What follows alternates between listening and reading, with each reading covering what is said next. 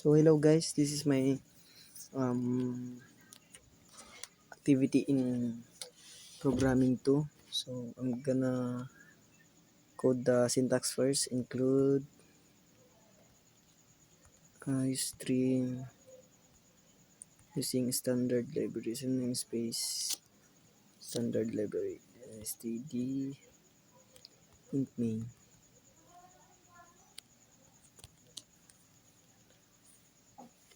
Return 0.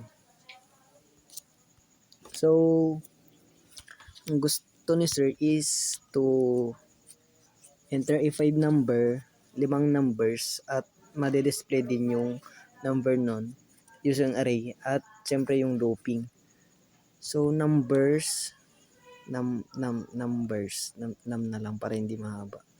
Since 5 yung nasa gustong input ni sir ni equals 5 mali 5.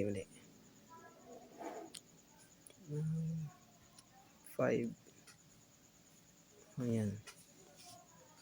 Tapos, since alam naman natin kung ilang loop yung gagamitin, gagamit ako ng 4. Tapos, int I equals to 0. Semicolon at I is less than 5. Dapat yung condition dito is true para mag-run yung code. So, tama naman yung condition. 0 is less than 5 equals true. So, semicolon. Update value para hindi mag-loop, mag-infinite. So, curly bracket ulit. Cout na tayo dito ng cout. Cout. Enter a number. Enter a 5 numbers. 5 numbers. So, ayan.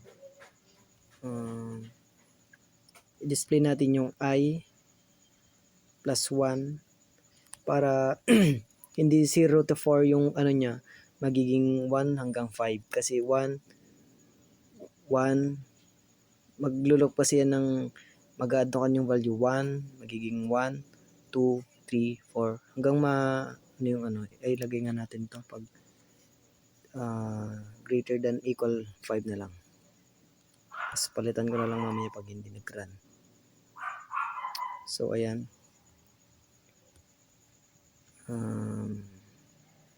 Mag-sin na ako dito. Sin num.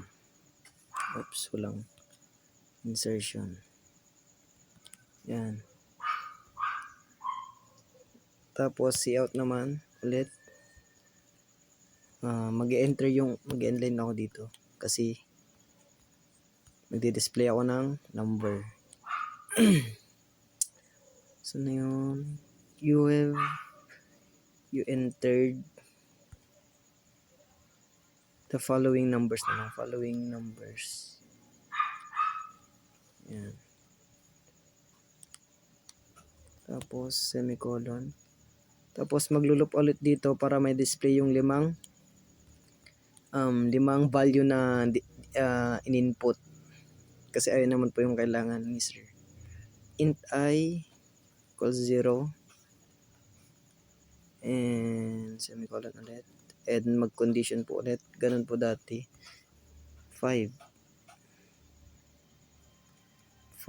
and updated value I plus plus.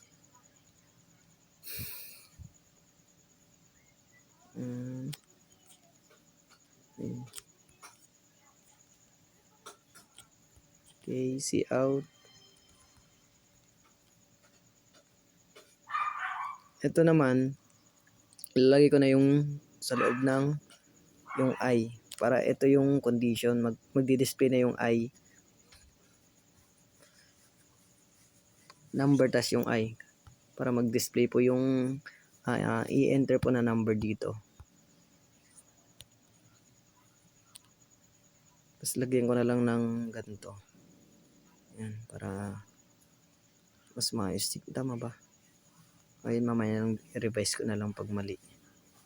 So, ayan. Tingnan natin mga curly bracket kung tama. So, i-run ko na po.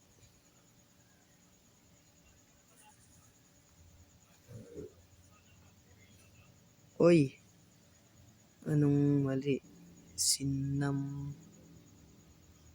May equals pa dapat dito. Yan.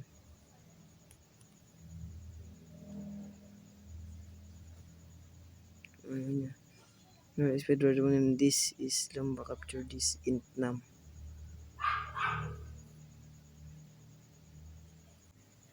Yan guys, may error. Mali ako dito ulit. Tanggalin natin ulit. Pagdikitin ko. Tapos eto walang ay. Nalimutan ko ilagay yung ay. Yan. Tayo po natin ulit.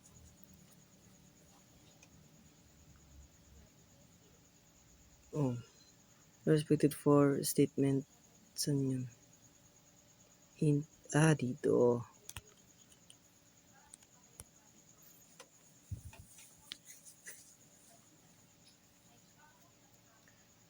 So, ito guys, 5 numbers. 1, 1, 2, 3, 4. Ay, mali. Ba't ganun?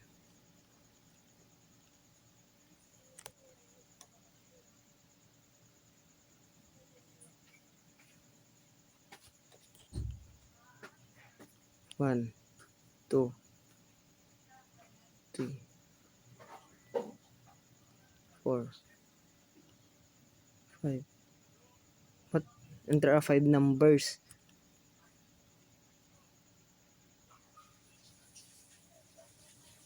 Ba't ganun? Tanggal ko yung equal niya dito.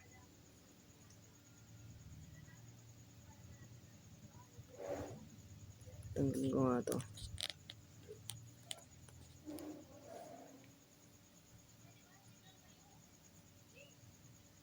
So, yan. 1, 2, 3, 4, 5.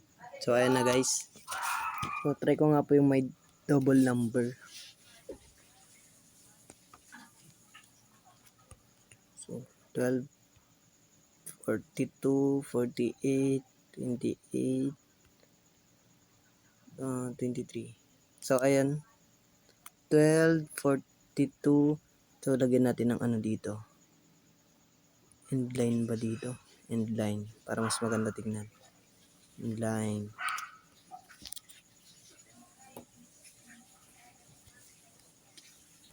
So, 55, 44, 66, 77, 88,